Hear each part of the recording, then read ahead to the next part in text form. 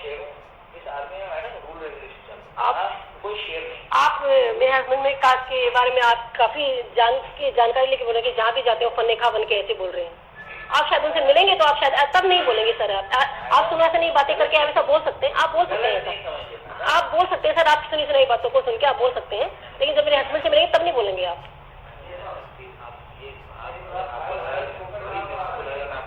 Husband के बारे में गलत हो ना, आप गलत बोल रहे हैं सर, आप गलत बोल रहे हैं। आपने बोला कि जहाँ जा रहे फन्ने खा बन रहे हो, आप बोल रहे हैं जहाँ जाएंगे फन्ना खा बन के बोलेंगे तो कौन सुनेगा फिर? फिर आप है ना, आप तो बस आप बताइए।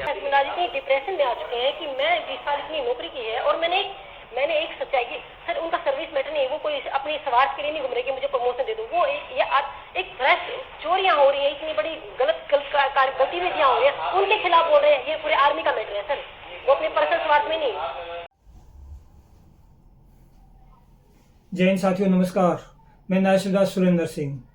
कल परसों एक वीडियो डाला था जिसे मैंने आपको बताया था, जानकारी दी थी कि इस लड़ाई में, जैसा कि आप जान पा रहे हैं, कैसी लड़ाई है ये, जिसमें 4-5 ब्रिगेडियर, एक कर्नल और भी कई बड़े अधिकारी इस गद्दार को बचाने के लिए अड़े हुए हैं। तो ये लड़ाई में इतने लंबे समय से कैसे लड़ पा रहा हूँ, उसमें मेरे परिवार का क्या सहयोग रहा, तो उसमें आपको मैंने जानकारी दी थी। तो आज इसमें जानकारी दूंगा कि जब मैंने दिल्ली हाई कोर्ट में केस फाइल कर दिया था, जब मेरे शिकायतों पर, माननीय थल सेना अध्यक्ष के पास भेजी गई शिकायतों पर और बाकी अथॉरिटियों के पास भेजी गई शिकायतों पर कोई कार्रवाई नहीं हो रही थी, तो मैंने दिल्ली हाई कोर्ट में केस डाल दिया था। और दिल्ली हाई कोर्ट में केस डालते ही ये जो आरोपी हैं ये बहुत परेशान हो गए थे और इन्होंने मुझे और भी ट्रांसफर ऑर्डर ज़्यादा देना शुरू कर दिया था और प्रताड़ित करना शुरू कर दिया था।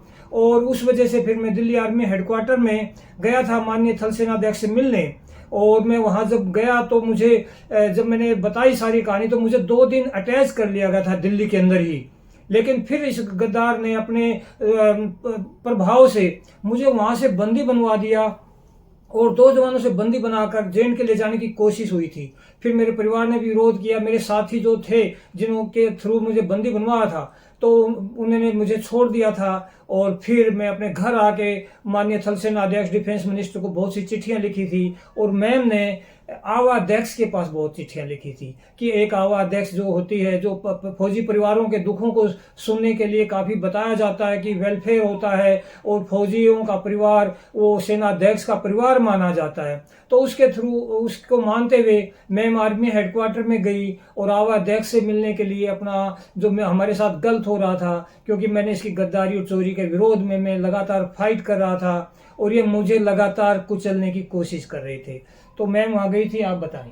नमस्कार सभी को। जैसे साहब ने बताया कि आवा हमारा एक बहुत बड़ा विभाग है जिसमें हमारी सैनिकों की जो फैमिलियाँ होती है, उनकी जो प्रॉब्लम होती है उसकी सोल्यूशन होते हैं, उनकी सुनवाई होती है।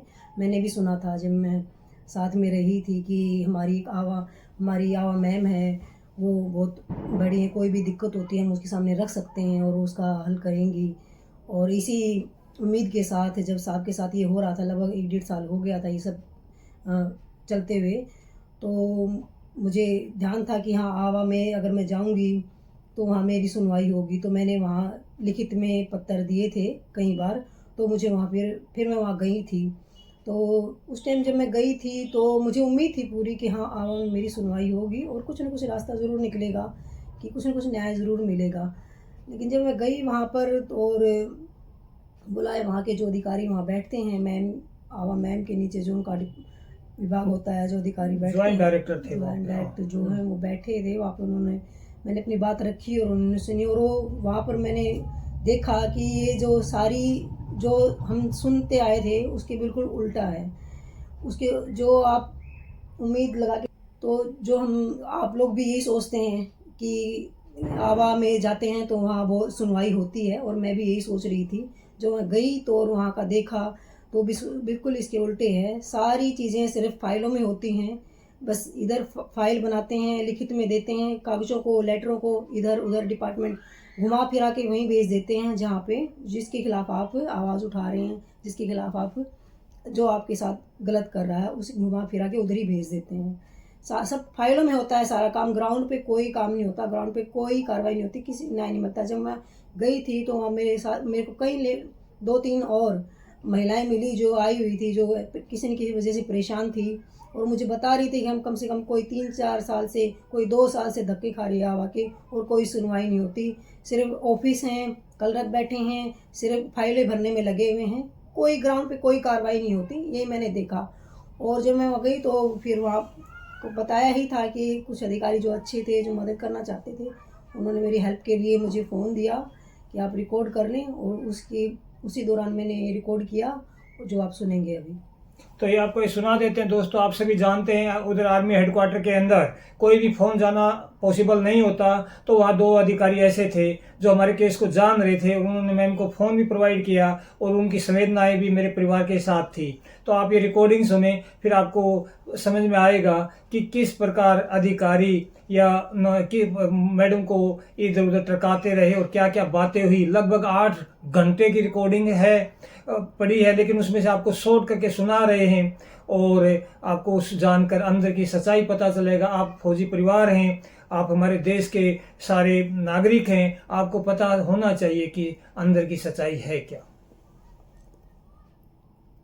मैं क्या चाह रही हूँ सर, मैं आपके पास इसलिए आई हूँ, मैं आपसे मिलने के लिए मैं इसलिए चाहती हूँ क्योंकि आर्मी है, इतनी बड़ा है, मिलने के लिए आपकी जाँच करिए। मैं जाँच आज ही करके मैं ये नहीं चाहती।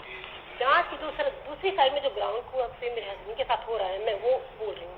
मैं जाँच ये तो मेरे हस्बैंड की है, वो जो कानूनी लड़ाई है, जो कानून के हिसाब से इतना टाइम लगेगा। जानते हैं और वो आर्मी का हस्बैंड बेहतर नहीं जाते, मैं भी उतना ही जानती हूँ क्योंकि आप आर्मी में हो जाइए, आप हो जाइए हमारी जगह बैठे, है ना, उनकी जगह बैठे। देखो मैडम, ऐसा है जो हस्बैंड के साथ हो रहा है डेली आप साथ रहते हैं, आप इन्फ्लुएंस नहीं कर सकते, मैडम नहीं कर सकती। आप अगर आप मैडम को बोलेंगे ना, मैं बता रहा हूँ आपको, जो ऑफिशियल चीजें हैं मैडम उसमें आपकी प्रॉब्लम मैं मैडम से जांच करवाने के लिए बोल रही हूँ। मैं मैडम से इतना चाह रही हूँ, जो मेरे हस्बैंड को जान को खतरा है, तो मैं मैडम के पास कंप्लेंट जो है जान को खतरा। मैडम हमारी इतनी साल सर्विस होगी, आज से तो हमने ऐसा देखा नहीं कि आदमी को किसी चाकू मार देगी, गलत ना गलत। फौज इतनी बेकार। आप मुझे बताइए, आपसे मैं पूछ रही हूँ, आप मुझे ये बताइए, मेरे हस्बैंड यहाँ पर आते हैं 13 तारीख को, मेरे हस्बैंड यहाँ पर आते हैं, साउथ ब्लॉक में आते हैं और वो जनरल रेजिमेंट से मिलते हैं और वो चीफ साहब के लिए चिट्ठी लेके आते हैं कि मेरी चीफ साहब को लेटर दीजिए, मैं इतने परेशान हूँ। वो 2 दिन यहाँ पर अटैच भी कर लिया जाता है बीमार में उनको, और उनको फिर 2 दिन रखने के बाद 2 सिपाही अंडर कस्टडी करके उनको जबरदस्ती रात को उनको वो एप्लीकेशन में लिख रहे हैं कि मुझे मैं के खिलाफ मैं इतने साल से लड़ रहा हूँ और जो मुझे 1 साल से इतनी देर भगा रहा है, मैं उस चोर के नीचे कैसे ड्यूटी कर सकता हूँ? वो इतना बड़ा चोर है, मैं उसके नीचे मुझे कहीं भी रखिए, मुझे कहीं भी ड्यूटी का, लेकिन मैं उस जिसके खिलाफ 1 साल से लड़ा, क्या मैं इसके खिलाफ साजिश नहीं रचेगा? वो रचेगा। उसने ये चीज साहब के लिए लिख के दी थी, लेकिन उसकी मानी सच्चाई है और उसको माना और 2 दिन अटैच भी रखा, लेकिन फिर उसको क्या साजिश साठ मिलती है, उसको फिर 2 सिपाही, जिसने 20 साल हो, 1 सूबेदार, 2 सिपाही अंडर कस्टडी करके उसको रात को ले जा रहे हैं और उसको ये कुछ कागज नहीं, कोई मूवमेंट कुछ नहीं दिया जा रहा है, उसको सिर्फ ले जा रहे हैं। वो कहाँ जाए? उसको कोई बोल रहा है आपको 10 ब्रिगेड में भेज रहे हैं, कोई बोल रहा है आपको फर्स्ट मार्ग में भेज रहे हैं, उसको ये नहीं पता है कि कहाँ लेकर जाए। मैंने उनको फौजी वाला फौज और आपको आप बोल रहे हैं मुझे, पर आई एम वेरी श्योर आदमी वैसे भेजते नहीं, कहीं ना कहीं जरूर मूवमेंट ऑर्डर दिया। आपको मैंने अपनी अभी कागज, ये एप्लीकेशन पढ़िए आपको पता नहीं है, मैं वैसे ही बोली, ये मेरे हस्बैंड के द्वारा लिखी हुई 12 तारीख को एप्लीकेशन है, आप ये पढ़ लीजिएगा। और ये जो उन्होंने चीफ साहब के लिए लिखा है, आप उसको देखें, आप उसको एक बार। और आप बोल रहे हैं कि आप एप्लीकेशन मेरे हस्बैंड ने 12 तारीख को दी और उसके बाद ये हो रहा है। और मैं जांच के लिए नहीं बोल रही हूँ कि उसको आप जांच के लिए मैं क्यों जाए, सारा जब आदमी का विभाग रहा जांच करने, हम सिविल में क्यों जाए? आप उसका हवाले क्यों दे रहे हैं हमें? आप देखिए, मैं इससे डील नहीं करता ना मैडम, मैं तो नॉन स्टैट का जो मेरे पास हमने बोला सब जगह पे हमने रेजिमेंट को हम चाहते हैं कि इतना गड़बड़ है वहाँ पकड़े, हम आपको हमारे पास नहीं, हमारे लिए कोई पर मैं जब बैकग्राउंड में केस कर रहा हूँ तो मुझे लगता है कि इतने सारे लोग कहीं ना कहीं एक जवान को दबाया जा रहा है, कहीं ना कहीं एक जवान को चुप कराने की कोशिश की जा रही है। क्यों कितनी बड़ी बड़ी चोरियां हैं? क्योंकि एक चोर कितनी बड़ी बड़ी चोरियां हैं, मैं बोल रही हूँ सर, कितनी बड़ी बड़ी चोरियां होती है सर, एविडेंस है। जब क्योंकि एविडेंस है, इसलिए तो जांच होनी भी नहीं जा रही। जांच के बाद जांच कितनी लंबी चलेगी वो बात की बात है, एविडेंस ही चली जाती है। आप मेरी बात नहीं मान सर, आप ऐसा भी हो सकता है वैसा भी हो सकता है सर। सर आप मेरी भी इस बात का विश्वास नहीं कर रहे हैं। हम इन्फेंट्री के एंट्री बोल रहे हैं और हम भुगत रहे हैं सर, और हम झेलने वाले हैं सर, हम भुगत रहे हैं। ठीक है आप यहाँ बैठे बोल सकते हैं सर, लेकिन आप झेलने वाले का विश्वास नहीं कर रहे हैं। आप ये भी हो सकता है वो भी हो सकता है बोल रहे हैं। मैडम मैं इसलिए कह रहा हूँ कि मेरी इसमें कहीं रोल नहीं है। पूरे हमारा चलो हम इतना है कि हम वही जो है आपकी सही जगह पहुँचे। अभी जहाँ तक नहीं, जब आपकी वॉइस पहुँचा हमारे पास एक जवाब जरूर आया, उसमें लिखा है कि आपके हस्बैंड ने, आपने पहले तो नहीं बताया कि आपके हस्बैंड कोर्ट में गए, बताया था आपने आज तक अभी? नहीं गए थे ना तब तक सर। उसके बाद मेरे हस्बैंड को मजबूर किया गया सर। कब आए थे? 20 मई को सर, 20 मई को आए। 20 मई तक आपके नहीं, 20 मई तक मेरे हस्बैंड कोर्ट नहीं गए सर। अब वो हो गया है, फिर डैड कंप्लेन नॉट है, सारी यही सिस्टम है मैडम। इसलिए मैंने पूछा, मैंने आपको बताया सर, मेरे हस्बैंड 1 साल चल रहे हैं, उसको स्टेट कंप्लेंट का कुछ नहीं दिया गया। वो 1 साल तो उसको इधर उधर घुमाया गया, तो स्टेट कंप्लेंट करने के जब वो हाई कोर्ट में गए तब उनको हवाला दिया गया कि आप ये फॉर्मेट सही नहीं था, ये क्या होता है स्टेट कंप्लेंट, इसमें दीजिए तब हम कार्रवाई करेंगे। उससे पहले क्यों नहीं बताया? उसके बाद कंप्लेंट फॉर्मेट जमा कर दी कि नहीं? करी है सर, की है। उसका आउटकम नहीं मिला? जी नहीं, मैं आउटकम लेने के लिए सर, मैं आउटकम लेने के लिए नहीं आई। वो मेरे हस्बैंड है, वो आउटकम वो उनकी है, मैं आउटकम लेने के लिए आई। मैं ये चाहती हूँ कि आज वो घर पे हैं, आज वो घर पे एब्सेंट बैठे हैं क्योंकि जबरदस्ती उनको उसी सीओ के अंडर में भेज रहे थे और उन्होंने मुझे खबर दी, तो मैं रात को उनको first Mahar CO colonel Amit Bisht और अमित बिष्ट, कर्नल अमित बिष्ट है फर्स्ट महार के सीओ। यहाँ पे कौन है? यहाँ किसको मिलने आएगा आपने? यहाँ पर आए थे जनरल ऑफ द रेजिमेंट है। कौन है? या वो मैं नहीं जानती कौन है, उनसे वो मैं नहीं जानती, वो कौन से मिलने आए थे। मुझे colonel of the regiment mark की कौन है? चेक करके आ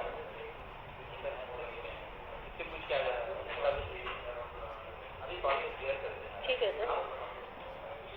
सर मैं ये चाहती हूँ, लड़ाई आपको प्रॉब्लम है तभी आप यहाँ समझते हो। मेरे हस्बैंड आज इतनी डिप्रेशन में आ चुके हैं कि मैं 20 साल इतनी नौकरी की है और मैंने एक सच्चाई की सर, उनका सर्विस मैटर नहीं है, वो कोई अपनी स्वार्थ के लिए नहीं घूम रहे कि मुझे प्रमोशन दे दो। वो एक फ्रेश चोरियां हो रही है, इतनी बड़ी गतिविधियां हो रही है, उनके खिलाफ बोल रहे हैं। ये पूरे आर्मी का मैटर है सर, वो अपने पर्सनल स्वार्थ में नहीं, पूरी आर्मी को चोर नहीं बोला मैंने।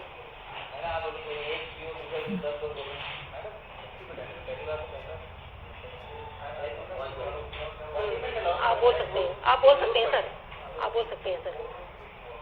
हाँ मैं बता रहा हूँ, ठीक है, मान लिया गवर्नमेंट अनाउंस कर जो था कि गवर्नमेंट अनाउंस को बुलाने के बाद गवर्नमेंट तो बहुत, ये तो शुरुआत में, उसके बाद कितनी क्या क्या एविडेंस लेके वो अपने साथ गई। ऐसा है कि सर उनके साथ अभी ऐसे होने वाला है, जांच होने से पहले या तो उनको कुछ कर दिया जाएगा या वो खुद कुछ कर लेंगे और बर्बाद, मेरा परिवार बर्बाद होगा सर। आप यहाँ बैठे बोल सकते हैं सर, और आपकी मैं सिविलियन हूँ सर, और मैं अगर आप अपना आपने आज तक फॉलो नहीं देखी तो मान के चलिए, अगर मैं ऐसा शुरू से ही मान के सकती तो मैं 1 साल पहले भी आ सकती। जब 1 साल से भुगत रही हूँ तब मैं आई हूँ सर, झेल रहे तभी तो आई। आप अपने लेवल पर आप सही हो सकते हैं, पर हर एक आप आर्मी के बारे में आप सही हैं। मैं पूरी आर्मी के बारे में नहीं बोल रही हूँ सर, ना मैं उस पूरी फर्स्ट मैनेजमेंट के बारे में, मैं जो मेरे जिसने मेरे हस्बैंड का जीना हराम किया है, जिसने, मैं उसकी क्या बोल रही हूँ। आपको आपके ऐसा मार भेजा रहा है, नहीं बोला कुछ लेता क्या एक्शन मार जा रहे हैं कि नहीं जा रहे, सब पता है। हाँ सर, आप पता कीजिए, सब पता कीजिए। जी हाँ, वन मार में वही चीज़ों जो पहले क्यों बोलती हैं। जी हाँ, आप क्या चाहते हैं उनका वहाँ ना हो तो कहीं और कर? जी हाँ, मेरे हस्बैंड, मैं ये चाहती हूँ मेरे हस्बैंड को जिसके खिलाफ लड़ रहे हैं वो जिस चोर के नीचे तो उनके अंडर में ना भेजा जाए, मेरे को कहीं भी अटैच किया जाए उनको, कहीं भी ड्यूटी, ताकि वो, जी हाँ, वन महार और जहाँ अभी 22 महार आप जिक्र कर रहे थे, 22 जो सेंटर में उनको 1 साल, जी हाँ, जी हाँ, जी हाँ, जी, उसके बाद आपको प्रॉब्लम है मैडम। मैं सर इतना चाहती हूँ कि मेरे हस्बैंड को, आप मैडम आप बात आपने बोला 1 महार 22 महार और 10 महार इन 3 जगह कहीं भी अटैच करें बाहर रेजिमेंट में भेज जी हाँ जी हाँ। अभी मैं ये कह रहा हूँ वहाँ जाकर कोई प्रॉब्लम होगी तो फिर आप दोबारा बताइए वहाँ पे भी ऐसे लोग हैं। आप ऐसे ये कह रहे हैं कि जहाँ मेरे हस्बैंड जाते हैं वहाँ प्रॉब्लम क्रिएट करते हैं। मैडम तीन यूनिट में गए 3 यूनिट में अगर ऐसा है तो मैं चौथी में कैसे मान लूँ कि नहीं होगा। वो प्रॉब्लम सर वो जहाँ जाते हैं अपनी प्रॉब्लम बताते हैं कि मेरे साथ ऐसा ऐसा हुआ है तो उसको फिर वहाँ से भगा दिया जा रहा है सर। वो इसका मतलब उनका ये एक फीडबैक बना दिया है कि वो जहाँ जा रहे हैं झगड़ा कर रहे हैं। तो ना बताएं देखिए क्यों ना? शुरुआत करें अपनी आप अपना चाहिए मैं ऐसा किया है तो आदमी ये सोचता है ये प्रॉब्लम क्रिएट रहा है समझ रहा।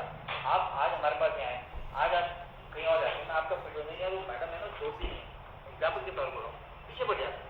अगर मैं ऐसे बोलूँ किसी को अगला इनपुट ले जाए और आप सीधा आप एक बार आए आप ये ना बोले मैं 50 जगह आप सीधा है अपनी प्रॉब्लम ली मैं बोलूँगा ठीक है आपकी प्रॉब्लम आप बोले मैं 50 जगह लिया और क्या रही तो 50 जगह में नहीं सुना तो उसको गड़बड़ है समझ रहे हैं। उनको एडवाइस कीजिए आप एडवाइस कीजिए नई यूनिट में बता रहा हूँ ना उससे हम कार्रवाई करवा देंगे वो नई यूनिट। हाँ आप कह रहे हैं कि सर वो नीचे बताने से पहले ऊपर 50 को बता देते हैं।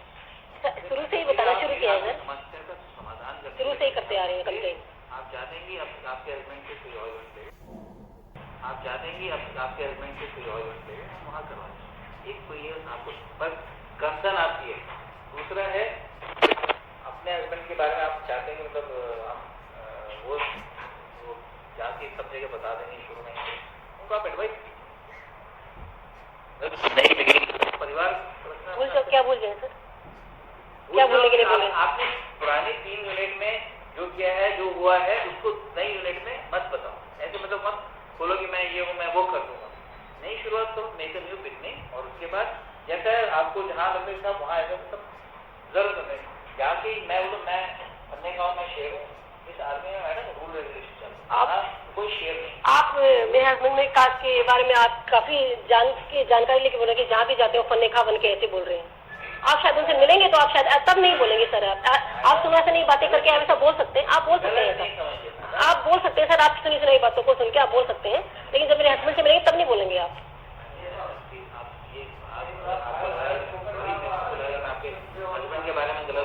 आप गलत बोल रहे हैं सर आप गलत बोल रहे हैं। आपने बोला कि जहाँ जाए फन्ने खा बन रहे हो आप बोल रहे हैं जहाँ जाएंगे फन्ना खा बन के बोलेंगे तो कौन सुनेगा फिर आप है ना आप तो बस आप बताइए आपको क्या चाहिए हम वो करते हैं। मैंने आपको बता दिया तो हम उनका 3 जगह के अलावा और क्या पोस्टिंग करवा देंगे बाकी अब हम जीतना या बोलते आप उनका मतलब उतना है ऐसा नहीं है। हम तो आपको एडवाइस कर रहे हैं मैडम कि मैं जाके बनने का हूँ आप मैं जाके आप मेरे हस्बैंड ने किसी चोरी करने वाले के खिलाफ बोला है तो उन्होंने कोई गलत नहीं किया उन्होंने चोर कर रहे हैं मैं भी आपको बोला चोर कर रहे हैं मुझे अच्छा नहीं लगता है तो चोरी करता है तो चोरी बोला जाता है सर। मैडम आप ये चोर किसके लिए बोल रहे हैं आप नाम लिया आपने किसी एक का नाम लो कि ये चोर है ये मत बोलो कि चोर मुझे ऐसा लगे हम इंडियन आर्मी में चोर बैठे हैं। फर्स्ट मार्च सीओ के खिलाफ चोर है और उसके खिलाफ बोला था कि शायद मेरे हस्बैंड ने आप ये बोले कि बहुत गलत काम कर दिया और मैं कह रही हूँ कि मेरे हस्बैंड ने कोई गलत काम नहीं किया। आप मुझे एक बात बताइए सर अगर कोई करप्ट है भ्रष्ट है अगर कोई गलत काम कर रहा है चोरी कर रहा है अगर वो उसको देख रहा है और उसके खिलाफ रिपोर्ट कर देता है बोल रहा है आप बताइए क्या ये गलत आप मुझे इतना बताइए क्या वो ऐसा नहीं करना चाहिए क्या या उसको देख के चुप रह जाना चाहिए आप मुझे इतना बता दीजिए सर। आप बताइए सर। मेरे हिसाब से जो गलत है वो इंक्वायरी में आएगा। हाँ सर आप नहीं सर ये मेरा जवाब नहीं है। आप मुझे बता दीजिए सर अगर कोई गलत कर रहा है सरेआम कर रहा है उसको पता है हाँ कर रहा है सबको पता है लेकिन अगर उसके खिलाफ वो रिपोर्ट कर देता है जिसने बोला बाकी सब बेसिक से सारे जिन्होंने नहीं रिपोर्ट किया क्योंकि इन्होंने रिपोर्ट किया हम सबने क्यों नहीं किया मैं नहीं जानती सर 800 आदमी ने क्यों नहीं की मैं नहीं जानती। आप ये बताइए मैं आप मुझे ये बता दीजिए सर क्या ऐसा नहीं करना चाहिए। वही मैं कह रहा हूँ मैडम ये अगर 50 आप बोले सबके सामने करता है तो 50 आदमी कोई गलत काम होते हैं एक ही आदमी रिपोर्ट कर रहा है क्या तो साथ में अगर नहीं है मान लो चलो वो सच्चा आदमी बाकी सब मानते हैं तो इंक्वायरी कोई नहीं करना चाहिए। अब आप बोलो सारे विटनेस भी कर नहीं सर इंक्वायरी हुई कहाँ सर इंक्वायरी भी नहीं हुई।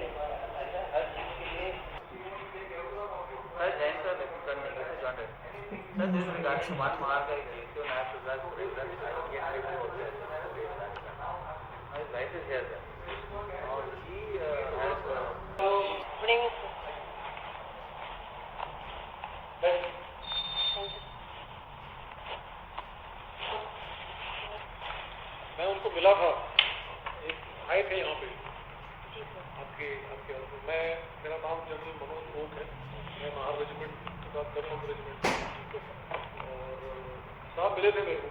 जी हाँ समझाया था उनको कि वन माह में जाइए, मैं सीओ साहब से बात कर लूँगा, सब कुछ ठीक हो जाएगा। तो सब हाँ उनके दिमाग में कुछ है कि वन माह में कुछ वो डेंजर महसूस कर रहे हैं, कुछ गड़बड़ हो जाएगी उनके साथ। पर ऐसा कुछ नहीं होगा, मैं आपको बता रहा हूँ, आपकी पलटन है। लेकिन ठीक है, मैं मान सकता हूँ, लेकिन वो फिर बीच में ही ट्रेन में से आपके घर आ गए। सर वो मैं नहीं, वो नहीं उतर सर, मैं भी डरी हूँ सर, मुझे भी डर लग रहा है। क्या मैं गई थी सर, नहीं सर, जब मेरे हस्बैंड को 1 साल से सर 1.5 साल से इतना भगाया, इतना परेशान किया जा सकता है, तो वो भी हो सकता है सर। मैं डरी हुई हूँ सर, मैं गई थी सर। सर मैं जब उनकी कोई बात सुनी नहीं जा रही है, उनको इधर उधर भगा क्यों रहे हैं, जब उनकी वो जो कर रहे हैं कंप्लेन, उनकी सुन के उनकी जांच कर ली जाए सर। लेकिन वो नहीं होने की बजाय आप उनको कभी इधर कभी उधर, कभी सेंटर में, कभी ऐसे क्यों कर रहे हैं सर? लेकिन पूनम हस्बैंड का नाम सबने बोला होगा, आपके हस्बैंड का सरनेम कोरिया, फर्स्ट नेम क्या है उसका, पहला नाम सुरेंद्र सुरेंद्र सिंह, और कहाँ से बिलोंग करते, करना? कर्नाल से बिलोंग करते हैं सर। तो मेरा पॉइंट क्या है कि सुरेंद्र साहब वन माह को बिलोंग करते हैं, जी है कि नहीं? जी। और वन माह को उनको 22 माह में भी। लेकिन सर हम मेरे परिवार को, हमारे को इतना, उनके साथ इतना करके क्या मैं डिस्टर्ब नहीं होंगी सर? क्या मैं परेशान नहीं होंगी सर? उनके साथ इतना गलत हो रहा है सर। गुनाह क्या है? गुनाह क्या है उनका? उन्हें कुछ गुनाह नहीं किया। ये एक सार्वजनिक आर्मी के लिए तो उन्होंने ये आवाज उठाई थी, ये बोला था उनको सर। जो सीओ है वन माह जिसके नीचे ये काम कर रहे हैं, वही समझ सकता है कि क्या इसके साथ में इशू है। पलटन में पता चलेगा ना क्या इशू है। वन माह में यहाँ नौकरी कर रहा है, मैं यहाँ बैठे मुझे पता नहीं क्या एक्चुअली प्रॉब्लम हो रही है उसको। तो वन माह इसका एक सीओ है सर, हाँ। कमांडिंग ऑफिसर है, जी हाँ, बहुत बड़ा आदमी है, उसके नीचे तो सब लोग काम कर रहे हैं, तो उसके मुताबिक इसने कुछ काम करना चाहिए। अगर कोई प्रॉब्लम आ रही है तो हम लोग बैठे हुए हल करने। हाँ सर। तो जब उसको 22 माह में भेजा गया, मेरी बात सुनिए। जी हाँ। मैं आपके खिलाफ नहीं हूँ। जी नहीं। आप समझ रहे हो? जी हाँ, इसलिए मैं आपसे मिलना चाहती थी सर। मैं आपके खिलाफ नहीं हूँ, ना मैं आपके हस्बैंड के खिलाफ हूँ। जी मैं न्याय करता हूँ, न्याय करूँगा। जी, मुझे आपसे कोई उम्मीद नहीं सर। तो आप उसकी चिंता ना करें। जी मैं आपको बता रहा हूँ कि कहानी क्या है। उसके बाद जब उसको 22 माह में उसको भेजा गया, तो 22 माह के बीच में थोड़ा प्रॉब्लम होगी, तो कुछ एडजस्टमेंट उसको प्रॉब्लम उसको मैंने उसको मिला हूँ बराबर। मैं आपको बोलना चाह रहा हूँ, मेरे को आप उसका ट्रीटमेंट करवाना जरूरी है। और प्रॉब्लम चल रही है उसका जो मन का संतुलन बोलते हैं ना जिसको, वो बिल्कुल ठीक नहीं लग रहा है। असल क्यों बोल रहा हूँ, बाकी आपको ये बोलने के लिए कि भाई मेरी केस स्ट्रॉन्ग हो जाए, मेरे को लग रहा है वो भी मेरा बच्चा है। आज एक मैच हो रहा है, मैं आज जनरल बैठा हूँ नागरिक के अंदर, मैं कर्नल रेजिमेंट हो रहा है, ट्रीटमेंट करना जरूरी है। इतना ही मैं बोलूँगा आपसे। आप लोग बताइए आप क्या चाहते हैं हमसे, हम देखेंगे वो कब तक। सर आपने जो मुझे अभी बोला था तो मुझ पर बोलना चाहूँगी कि आपका ट्रीटमेंट करवाना चाहिए। सर आप तो सब एक ही बार मिले हो, आप तो एक ही बार मिले हो। बिल्कुल, मैं गलत भी हो सकता हूँ। और सर मैं गलत हो सकता हूँ। और मैं 12 साल से उनके साथ हूँ सर, और मैं अभी तक उनके साथ हूँ। ही इज एब्सोल्युटली फाइन, कोई मेंटली डिस्टर्ब नहीं है सर। लेकिन हाँ, मैं ये बोलूँगी आपको कि जो जिसकी वो उम्मीद नहीं कर रहे थे, जब जहाँ से उसने एक गलत कार्रवाई की रिपोर्ट की थी, जिसकी वो कि यहाँ तक शायद यहाँ तक उनके साथ किया जाएगा, जिसकी उनको उम्मीद भी नहीं थी, सोचा भी नहीं। उनको ये उम्मीद थी कि हाँ मैंने रिपोर्ट की थी कि मेरी सुनी जाएगी और इसकी जांच हो जाएगी शायद, क्योंकि गलत अगर कार्रवाई हो रही है और आप उस पर बोलते हो शायद ये गलत नहीं है। और शायद उस टाइम मैंने भी हाँ बोला था कि हाँ अगर कोई गलत कुछ भी अगर गलत आपके अधिकारी ऊपर वाला कर रहा है तो आप कोई भी हो जाए, आप गलत सहेंगे नहीं, आप देखेंगे नहीं, आप बोलिए उसके साथ। और बोला है, लेकिन उसकी उम्मीद ना मुझे थी ना उनको थी कि शायद यहाँ तक मेरी हालत कर दी जाएगी कि जहाँ जा रहे हैं वहीं आपको ही गलत ठहराया जा रहा है, हमें गलत ठहराया जाएगा, जहाँ जा रहे हैं आपको ही टॉर्चर किया जाएगा, ऐसी उम्मीद नहीं। तो इसीलिए आपको लग रहा है कि वो शायद उनको उम्मीद नहीं थी, लेकिन इसलिए आज वो इतनी डिस्टर्ब है।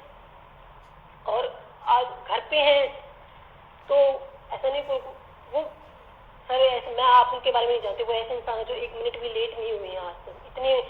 इतने फॉलो करने वाले हैं टाइम को, डिसिप्लिन को। आज भी इतनी मजबूर हो गए हैं कि वो आज शायद एब्सेंट होना पड़ा उनको। वो नहीं चाहते था सर, मैं इसकी जिम्मेवार, मैं सर अगर इसकी पनिशमेंट दे दे मुझे भी दे दीजिए सर, मैं इसकी जिम्मेवार हूँ। वो आज तो उनकी आज वो कितने प्रॉब्लम, कितने डिप्रेशन में होंगे, कितने चिंतित होंगे कि मैं जब 1 मिनट भी आज कोई गलत काम नहीं किया, आज किसी कोई अपराध नहीं किया है, किसी देश का उल्लंघन नहीं किया है और आज मेरी स्थिति ऐसी हो गई। तो वो ये सोच रहे कि यार मेरा गुनाह क्या है, मैंने गुनाह क्या किया है कि मैं आज मुझे एब्सेंट भी होना पड़ गया। सर इसलिए आप बोल रहे कि वो उनका इलाज करवाइए, उनको इलाज की जरूरत नहीं है सर। जब उनकी बात मानी जाएगी ना सर, और जब जांच हो जाएगी, जब उनको न्याय मिल जाएगा ना सर, तो जिस ऑनेस्टी से, जिस ईमानदारी से नौकरी 20 साल से करते हैं ना सर, वो आज भी करेंगे और हमेशा की है और करेंगे। जब भी वो, जब तक आर्मी रहेंगे वो करेंगे सर। लेकिन उनकी बात सुनी जाए। और इतनी बड़ी आर्मी है, शायद कानून के हिसाब से इतना टाइम लगेगा, उसमें लगेगा। वो ये नहीं बोले कि मुझे आज इसका डिसीजन दे दीजिए, कानून के हिसाब से टाइम लगे। लेकिन सर मेरा पॉइंट ये है, ठीक है मैं मान रहा हूँ, उसको जरूरत क्या है कि सिविल कोर्ट में चला जाए। हाँ सर, मैं जरूर इसके बारे में बोलना चाहूँगी। जरूरत नहीं है सर, बिल्कुल नहीं है, अपना आर्मी विभाग है सर। हाँ बिल्कुल, मैं इसमें बोलना चाहूँगी आपको कि जब वो आज उन्होंने कंप्लेन की और अगले दिन कोर्ट में नहीं हुई है सर, 1-1.5 साल लगभग पिछले 2014 अप्रैल 2014 से इशू हुआ है सर। और जब उनको लगा कि एक क्या होता है स्टेटरी फॉर्मा, मुझे नहीं पता वो क्या फॉर्मेट होता है कंप्लेन करने का, आई डोंट नो, कि आप 1 साल से घूम रहे हो तब कोई नहीं बताता है कि आप इस फॉर्मेट में कंप्लेन करेंगे तो आपकी सुनी जाएगी। सिर्फ आप वहाँ कंप्लेन किए, वहाँ अपने ऊपर वाले अधिकारी वो करते गए, एप्लीकेशन ऐसे ही लिखते रहे, बताते रहे, तब किसी ने नहीं बताया। जब उनको लगा कि कोई भी उच्च अधिकारी, हाँ सर, कोई भी उच्च अधिकारी मेरी नहीं सुन रहा है, कोई भी ऊपर वाला अधिकारी मेरी नहीं सुन रहा है, तो उनको इसका एक न्यायालय है ये अधिकार, तब उनको जाके आप बताइए मुझे। तब उनको पता चलता है, तब ये हवाला दिया जाता है कि आप आर्मी की तरफ से कि इस फॉर्मेट में उन्होंने कंप्लेन की थी, जब वो इसमें करेंगे तो हम इसके बारे में कार्रवाई जांच करेंगे। उससे पहले तो उनको ये भी नहीं बताया गया था सर। कितना गुमराह किया गया है सर, उनको कितना गुमराह किया गया है। और कोर्ट ने तो डिस्पोज कर दिया सर। अभी तो आर्मी शायद मैं इसमें जांच करने के लिए बोला है, तो वो और ना वो जाएंगे भी नहीं इसमें। वो आप लोगों से और अपने जो आर्मी का विभाग है इससे उम्मीद लगा के बैठे हैं शायद, हाँ अब वो कोर्ट में जाएंगे भी नहीं और उनको उम्मीद है कि उनको न्याय मिलेगा सर। साथियों, आपने रिकॉर्डिंग सुनी।